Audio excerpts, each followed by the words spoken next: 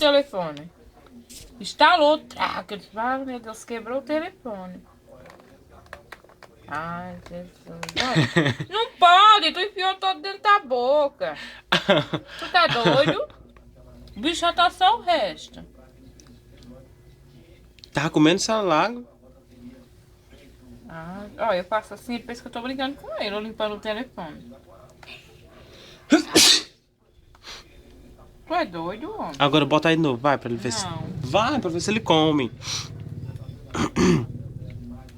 Instalou tudo aqui, aquela tecla já arrancada. Toma, menino. Vai Ai, falar menino, com ó, tua come. mãe. Tem que gosto, hein? Eu acho que é só pra fazer graça. Não, ó, bota aí no chão, não.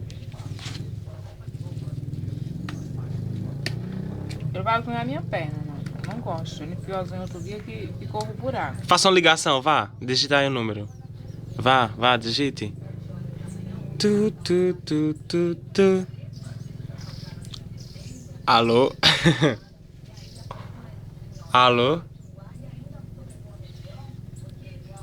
Ele fica com raiva quando eu tô conversando com alguém. Aí ele, se ele estiver perto de mim, fica querendo me morder. Se tiver no meu colo, ele vem pra aqui, pra cima. Bicho besta. Não gosta de jeito nenhum, porque ele vê que eu